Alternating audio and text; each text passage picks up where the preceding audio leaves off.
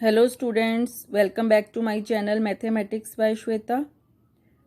Today we will discuss our last concepts of real number class 10th. And concept is rational numbers and their decimal expansion. Last video में भी हमने rational number का concept पढ़ा था. अगर आप वो भी वीडियो देखना चाहते हैं तो उसका लिंक डिस्क्रिप्शन बॉक्स में है, तो आप प्लीज़ उसे भी ज़रूर देखिएगा. तो एक बार देख लेते हैं रैशनल नंबर्स क्या हैं.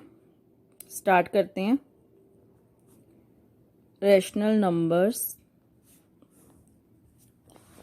तो रैशनल नंबर्स किस फॉर्म के होते हैं? सबको ही पता है कि रैशनल नंबर P/Q की फॉर्म के होते हैं, वेयर Q जो है डिनोमिनेटर नॉन ज़ीरो होता है and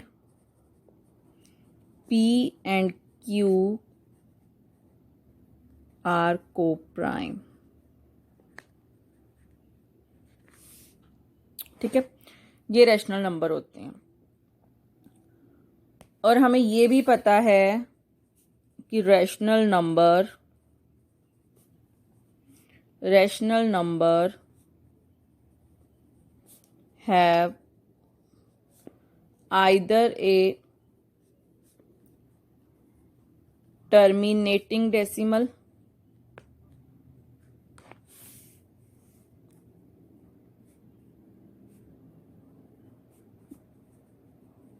expansion or a non-terminating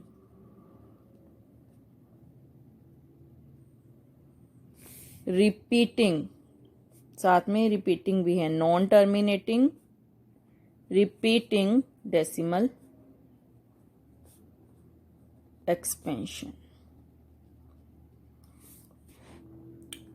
तो रैशनल नंबर के पास दो तरह की डेसिमल एक्सपेंशन होती है. एक तो टर्मिनेटिंग डेसिमल एक्सपेंशन एंड एक non terminating repeating decimal expansion. तो एक बार इसको समझते हैं कैसे. जो रैशनल नंबर्स हैं इसके पास एक तो टर्मिनेटिंग डेसिमल नंबर्स होते हैं और एक non terminating and repeating decimal numbers होते हैं. ठीक है ना. फिर रैशनल नंबर को जब हम बाय डिवीजन मेथड से सॉल्व करेंगे तो वो डेसिमल नंबर ही आएगा. और दो तरह के आएंगे, एक टर्मिनेटिंग एक नॉन टर्मिनेटिंग. तो टर्मिनेटिंग कैसे होती हैं? Like this. जैसे 1/4 कंसीडर करें और इसकी वैल्यू निकाले तो ये 0.25 आएगा. ये यहाँ पर ख़त्म हो गए, टर्मिनेट हो गया. ठीक है, तो ये वैल्यू क्या होती है? Terminating decimal expansion. जहाँ और नॉन टर्मिनेटिंग कैसे होंगे? इस टाइप के. ये 3 आपका कंटिन्यूसली आता ही रहेगा जब तक आप चाहो. तो इसको हम इस फॉर्म में भी लिखते थे. ओके, तो ये डेसिमल नंबर किस टाइप का है? ये एक तो नॉन टर्मिनेटिंग है, मतलब टर्म आती ही जाएगी आपके पास, और रिपीटिंग है, रिपीट हो रहा है 3. तो इस टाइप के नंबर्स को हम बोलते हैं non terminating repeating decimal numbers. हमें चैप्टर इसमें करना क्या है? हमने रैशनल नंबर की डेसिमल वैल्यू निकालनी है विदाउट डिवीजन मेथड. ओके, तो विदाउट डिवीजन मेथड हम कैसे निकाल सकते हैं रैशनल नंबर की डेसिमल वैल्यू? तो उसके लिए एक थ्योरम है. थ्योरम क्या है? Let x is equal to P/Q be a rational number. Be a rational number such that the prime factorization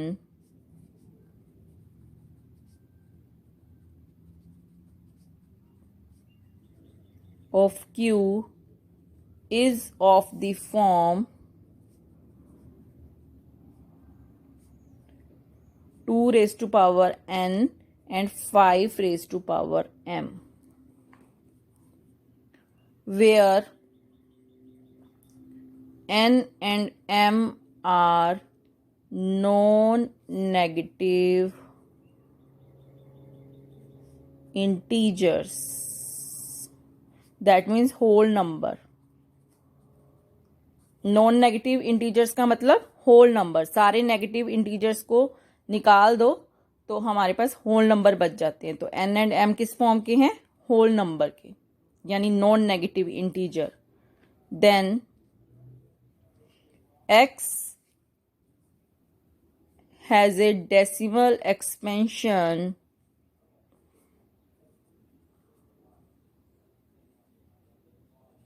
which terminates.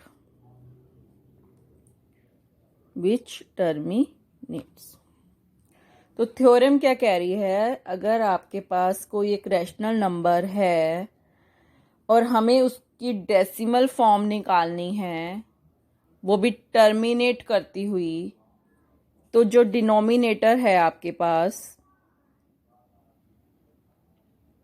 Denominator है,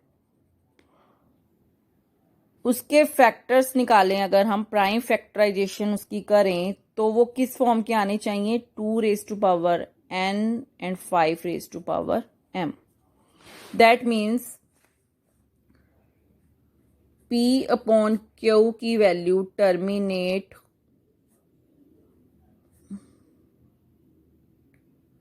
डेसिमल वैल्यू तब आएगी जब q आपके पास किस फॉर्म का हो जाए? 2 raise to power n and 5 raise to power m, where n and m are whole number or non-negative integers.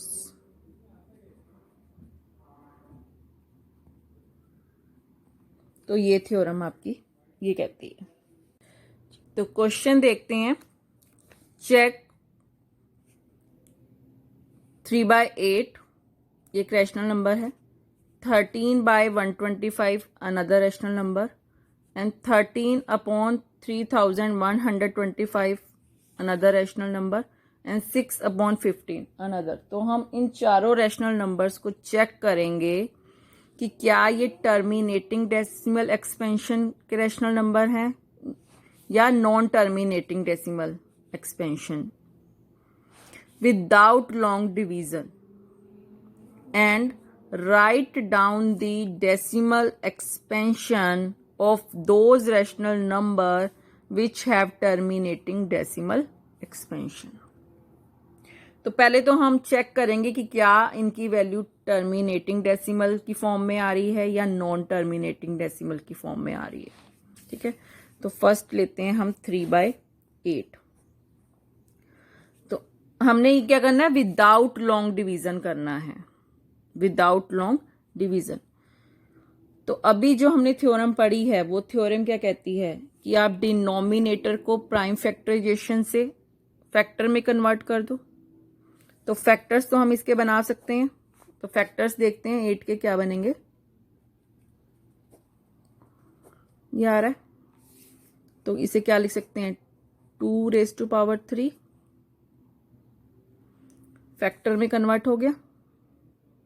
ठीक है, बट हमने जो थ्योरम पढ़ी है उस थ्योरम में क्या कहा है? अगर किसी रैशनल नंबर का डिनोमिनेटर किस फॉर्म का हो, डिनोमिनेटर यानी q किस फॉर्म का हो? 2 raise to power n and 5 raise to power m, where n and m are whole numbers. Whole numbers like ये 0, 1, 2, 3 कोई भी वैल्यू हो सकती है n एंड m की. ठीक है, तो अगर इस फॉर्म का डिनोमिनेटर आपका हो तो हम उस रैशनल नंबर को कह देंगे कि इसकी वैल्यू क्या आएगी? टर्मिनेटिंग डेसिमल नंबर में. ठीक है, तो यहां पर क्या है? 3/8 किस फॉर्म का है? 3/2/3 फॉर्म का। इसमें 5 की पावर का तो कुछ नहीं आ रहा, तो हम 5 की पावर 0 बना सकते हैं यहां पर। अगर आपके पास ये पावर नहीं है 5 की तो हम इसे बना सकते हैं। कैसे? क्योंकि इसकी वैल्यू तो 1 ही होती है किसी भी, या 5 की वैल्यू 1 ही होती है, तो हम बना सकते हैं।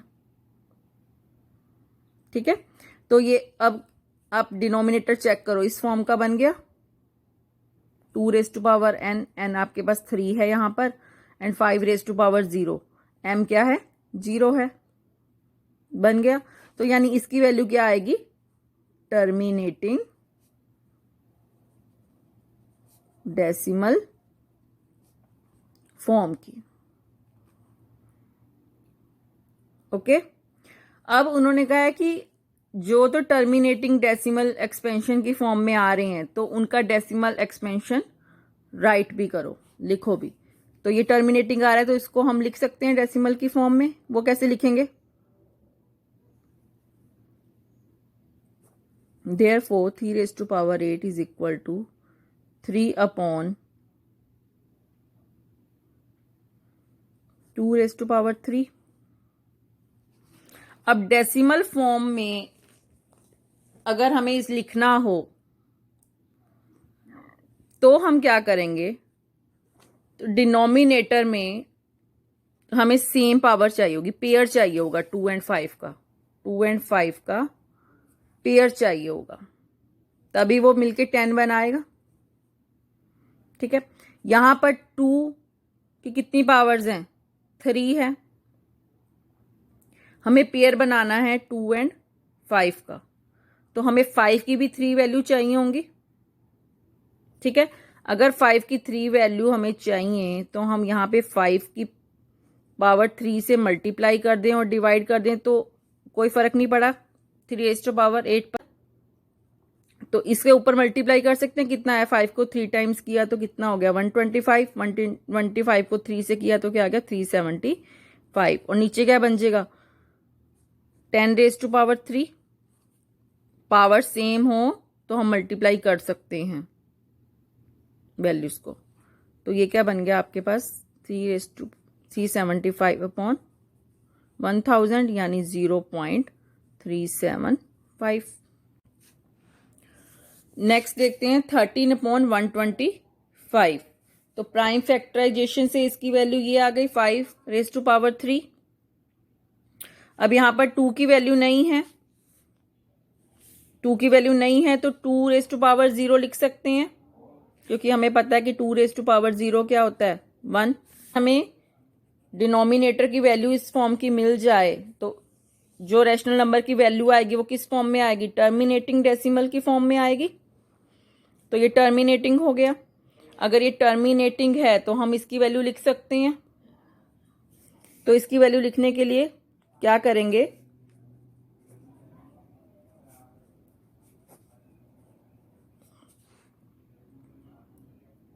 हमें सेम पावर से 2 की सेम पावर से मल्टीप्लाई एंड डिवाइड करना पड़ेगा। जितनी भी पावर 5 की है उतनी ही हमें 2 की पावर लेनी पड़ेगी और उससे हमें डिवाइड एंड मल्टीप्लाई करें तो यहां पर कोई फर्क नहीं पड़ रहा इस वैल्यू पर। ठीक है, तो ये क्या बन जाएगा आपका? 13 × 8 divide by 10 raised to power 3। That means 104 divide by 1000। That means 0.104। तो ये आपके पास इसकी डेसिमल वैल्यू आ गई। ओके, तो नेक्स्ट देखते हैं। नेक्स्ट क्वेश्चन देखते हैं 13/3125।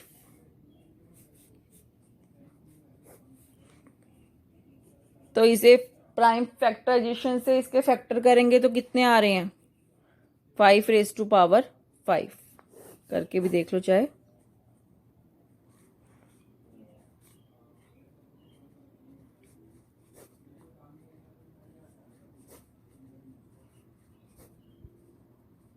ठीक है, 5^5।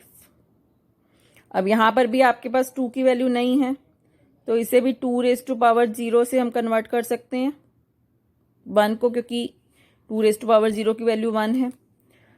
तो डिनोमिनेटर इस फॉर्म का आ गया 2^n and 5^m. Denominator is of the form, therefore this rational number have terminating decimal expansion. Okay, तो इसके पास क्या होगा, टर्मिनेटिंग डेसिमल वैल्यू होगी इसके पास।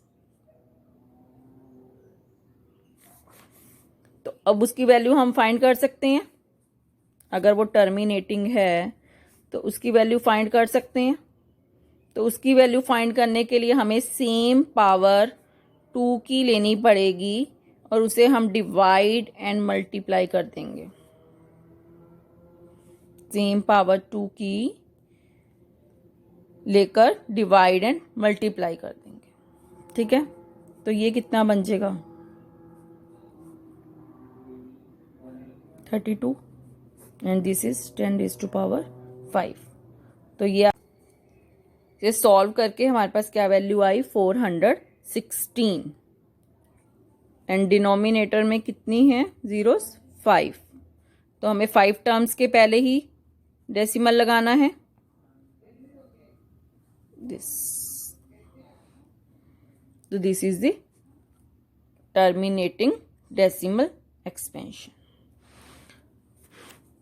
वन मोर क्वेश्चन देखते हैं, 6/15। ठीक है, तो 15 इसे प्राइम फैक्टराइजेशन में कन्वर्ट करते हैं।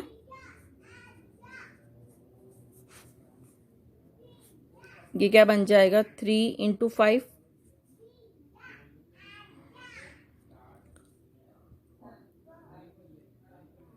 क्यू जो इस फॉर्म में होना चाहिए, डिनोमिनेटर इस फॉर्म में हो, तभी हम कहते हैं कि जो रैशनल वैल्यू है वो टर्मिनेटिंग डेसिमल एक्सपेंशन देगी हमें। But here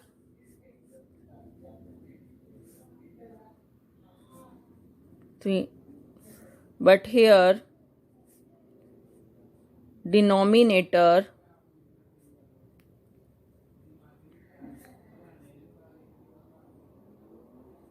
is not of the form 2^n to 5^m. Hence, this rational number is non-terminating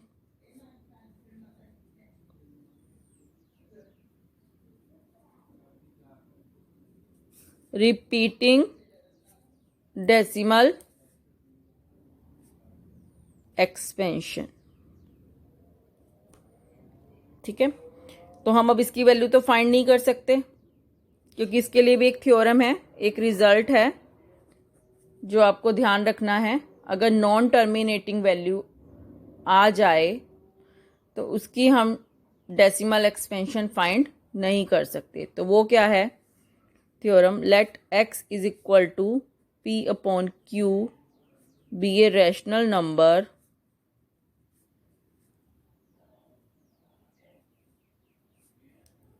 such that the prime factorization of q is not of the form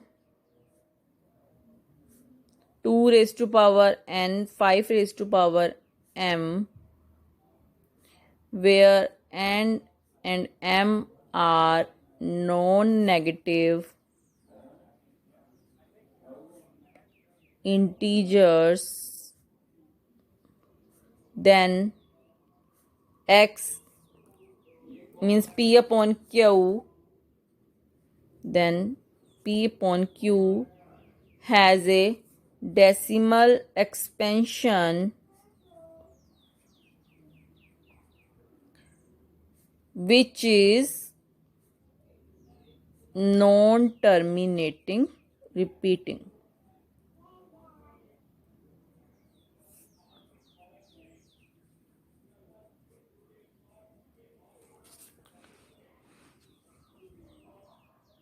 okay तो अगर आपके पास denominator इस form का नहीं आता तो वो rational number के पास जो डेसिमल एक्सपेंशन होगी वो क्या होगी, नॉन टर्मिनेटिंग रिपीटिंग, और उसकी हम decimal value without long division नहीं निकाल सकते. To like my video, press the like button and subscribe my channel. Thank you.